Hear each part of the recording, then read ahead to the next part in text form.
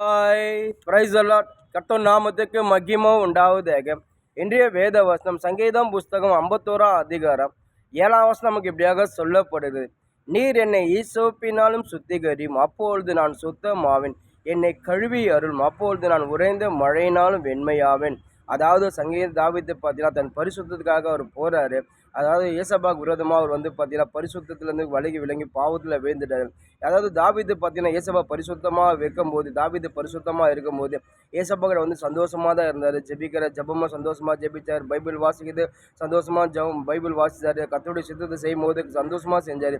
எப்போ அந்த பரிசுத்தம் அவருடைய வேலைக்கு போச்சு, எப்போ அவர் பாவத்தில் விழுந்தார், அதுக்கப்புறம் பார்த்தீங்கன்னா அவர் ஜெபிக்கிறது கஷ்டமாக இருந்து, பைபிள் வாசிக்கிறது கஷ்டமாக இருந்து, கர்த்தருடைய சித்தத்தை செய்து அவர் கஷ்டமாக இருந்து, அந்த பரிசுத்துக்காக அவர் ரொம்ப போராடி ரொம்ப அந்த துக்கப்பட்டு மன கசஞ்சு கர்த்தரை நோக்கி விண்ணப்ப வச்சு ஜெபிச்சுனே ஆண்டவரே இந்த பார்த்தீங்கன்னா அன்னைக்கத்தில் சொல்கிறேன், என்னை சுத்திகரிங்க, என்னை கழுவுங்க, உன் ஈசோப்பி என்னை சுத்திகரிங்க, நான் அப்போது நான் சுத்தமாகவும் நான் வெண்மையாகவும், நீங்கள் என்னை கழுவினா நான் பரிசுத்தமாக ஆண்டவரே, என்னை பாவத்தை மன்னிச்சிருங்க ஆண்டவரே, என் பாவத்தை மன்னிச்சு உம்முடைய கிருபையின்படி உம்முடைய இரக்கத்தின்படி எனக்கு உதவி செய்யுங்க ஆண்டவரே, என்னை பரிசுத்தமாக வாழ வைங்க ஏசப்பா, நான் உம்முடைய பிள்ளை, நான் தவறு செஞ்சுட்டேன், பாவம் செஞ்சுட்டேன், என்னை மன்னிச்சிருங்க சொல்லி அதாவது தாவீது பயங்கரமாக கத்துறாரு. அதுக்கப்புறம் ஏசப்பா அவர் ஜபத்தை கேட்டு அவர் திருப்பி அவரை அவரோட ஏசப்பாவுடைய கிருபையின்படி இரக்கத்தின் மேல் தாவீது மேலே இறங்கி தாவீதை பரிசுத்தமாக்கி திருப்பி அவரை ஒரு பரிசுத்தமான வாழ்க்கை ஏசப்பா கொடுத்தார். இன்னைக்கு நம்மளோட வாழ்க்கையில் ஆண்டுடைய பிள்ளையாக இருக்கும்போது ஒவ்வொரு கிறிஸ்தவ பிள்ளைகளுக்கும் பரிசுத்தம் முக்கியம். ஏன்னா நம்ம தேவன் பரிசுத்தர். பரிசுத்தம் இல்லாத நம்ம தேவனை ஒருவரும் தரிசிக்க முடியாது. ஏன்னா நம்ம அழைத்த தேவன் பரிசுத்தராக இருக்க, நீங்கள் எல்லாவற்றும் நடக்கையில் எல்லாவற்றிலும் பரிசுத்தமாக இருங்க சொல்லி பேதுரு சொல்கிறார். நம்ம தேவன் நம்ம அழைச்ச தேவன் பரிசுத்தத்தை நம்ம அழைச்சார், அசுத்தங்களை சொல்லி பேதுரு சொல்கிறார். அது மாதிரி ஏசாயா தீர்க்கதரிசி சொல்கிறார், இவர் சேனைகளின் கர்த்தர் பரிசுத்தர் சொல்கிறார். அது மாதிரி வெளிப்படுத்த விசேஷத்தில் பார்த்தீங்கன்னா தேவ தூதர்கள் இரவு பகலும் அவர் துதித்து கொண்டே இருக்கிறாங்க. அதாவது பரலோகத்தில் துதித்து கொண்டாரு, சேனைகளின் கர்த்தர் பரிசுத்தர்.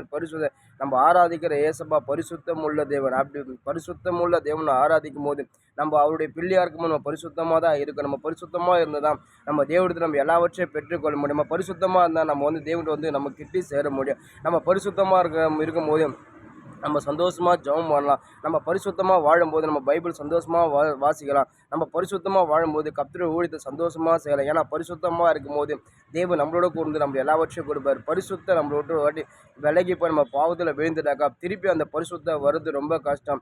அந்த பரிசுத்தம் உங்களோட விலைக்கு போச்சுன்னா நீங்கள் இப்போ ஜெபிக்கிறதும் கஷ்டமாக இருக்கும், பைபிள் வாசிக்கிறதும் கஷ்டமாக இருக்கும், கர்த்தருடைய சித்தத்தை செய்யறதும் கஷ்டமாக இருக்கும். ஏன்னா பரிசுத்தம் நம்மளோட விலைக்கு போச்சுன்னா நம்ம பயங்கரமான வாழ்க்கையில் கஷ்டப்படுறோம். தாவீது அப்படி தான் பரிசுத்த வேலைக்கு போன பேர் பயங்கரமாக கஷ்டப்படுற பரிசுத்தத்துக்காக அழுவுறாரு.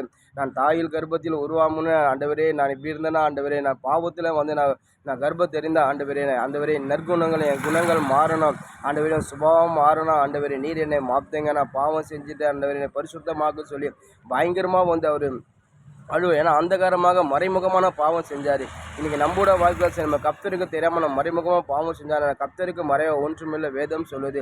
நம்ம என்ன பாவம் செஞ்சாலும் ஏசப்பா நம்ம போய் ஏசப்பா நான் உம்முடைய பிள்ளை ஆண்டவர், தெரியாமல் பாவம் செஞ்சுட்டேன், நான் தெரிஞ்சும் பாவம் செஞ்சுட்டேன், என்னை மன்னிச்சிருங்க சொல்லி நீங்கள் பாவத்தை அறிக்கையிடுமோ நிச்சயமாக உங்கள் பாவத்தை மன்னிச்சு ஏசப்பா திருப்பி அவர் உங்களை கழுவி உங்களை பரிசுத்தமாக்கி உங்களை திருப்பி அவர் சொந்தமாக ஜனம் ஏற்றுக்கொண்டு திருப்பி உங்களை ஏசப்பா உங்களை அவர் உங்கள் மேலே என்ன நோக்கத்தை வச்சு அந்த நோக்கத்தை நிறைவேற்றுவார். தாவீது அப்படிதான் நிறைவேற்றுவார். நீங்களும் பரிசுத்தமாக வாழுங்க, கர்த்தர் உங்களும் நிறைவேற்றுவார். அப்படி பரிசுத்தம் உங்களுக்கு இல்லைன்னா ஏசப்பாவை ஜெபம் பண்ணி கேளுங்க, நிச்சயமாக உங்களை பரிசுத்தப்படுத்துவார். ஆண்டவரே என்னால் பரிசுத்தமாக வாழ முடியல ஆண்டவரே, என்னால் பரிசுத்தமாக நடக்க முடியல ஆண்டவரே, என்னால் ஆண்டவர் உமக்கு பிரியமாக நடக்க முடியல ஆண்டவர், நீங்கள் எனக்கு உதவி செய்யுங்க சொல்லி ஏசப்பாவை ஜெபம் பண்ணி கேளுங்க. ஏசப்பா நிச்சயமாக உங்களுக்கு உதவி செய்வார். ஏன்னா நம்ம தேவன் நம்மகிட்ட எதிர்பார்க்குறது பரிசுத்தம். அநேகத்தில் பார்த்தீங்கன்னா யோசுவாவோட ஏசப்பா சொல்கிறார், உங்கள் இருதயத்தை இன்று நீங்கள் பரிசுத்தம் பண்ணிக்கொள்ளுங்கள், தேவன் நாளைக்கு உங்கள் நடுவில் அற்புதம் செய்வான்னு சொல்கிறார். அதுக்கப்புறம் பார்த்தீங்கன்னா இஸ்ரவேல் ஜனங்களாக தங்களுக்கு பரிசுத்தம் பண்ணிட்டு கொண்டோம். அதுக்கப்புறம் பார்த்தீங்கன்னா அவங்க ஜெயத்தை பெற்றாங்க. ஏசப்பா ஏன்னா பரிசுத்தம் உள்ள தேவன். வேதத்தில் பார்த்தீங்கன்னா அவங்க ஒரு கண்ணு ஒரு பொண்ணை நீங்கள் இச்சையோடு பார்த்தாலும் அது பாவம்னு சொல்லுது. அது மாதிரிலாம் உங்கள் கை உங்களுக்கு இடர்ல உண்டாக்கினா அந்த கையை தரித்து போடும் சொல்லி வேதம் சொல்லுது. ஏன்னா நம்ம தேவன் பரிசுத்தம் உள்ள தேவன். நம்ம பார்வை பரிசுத்தமாக இருக்கும், நம்ம சிந்தை பரிசுத்தமாக இருக்கும், நம்ம இருதயம் பரிசுத்தமாக இருக்கும், இந்த சரீரம் கூட பரிசுத்தமாக. இந்த சரீரம் நம்மளோட சரீரம், தேவனோட சரீரம். வேதம் அப்படி தான் சொல்லுது. நீங்கள் அவருடைய ஆலயமாக இருக்கிறீங்க, அவர் உங்களுக்குள்ள வாசம் பண்ணுற இந்த சரீரம் தேவனுடைய சரீரம் சொல்லி வேதம் சொல்லுகிறது. ஏன்னா நம்மளுடைய இது ஒன்றுமே நம்மளுடையது, எல்லாம் ஏசப்போடுது. அப்போ ஏசப்போடையது நம்ம இருக்கும்போது, நம்ம ஏசப்பா பிள்ளையாக இருக்கும்போது அவர் எப்படி பரிசுத்தராக இருக்கு, நம்மளும் பரிசுத்தமாக இருக்கும்போது நம்ம ஏசப்பா நேரம் பண்ணி நம்ம எல்லாவற்றையும் நம்ம ஏசப்பாவை பெற்றுக்கொள்ளும். ஏன்னா ஆராதிக்கிற ஏசப்பா பரிசுத்தராக இருக்கிறப்ப நீங்கள் ஆண்டுடைய பிள்ளையாக இருக்கும்போது நீங்களும் பரிசுத்தமாக இருங்க, பரிசுத்தமாக வாழுங்க. நீங்கள் பரிசுத்தமாக வாழும்போது நீங்கள் எல்லாவற்றையும் பெற்றுக்கொள்ளுங்க. ஆமென்.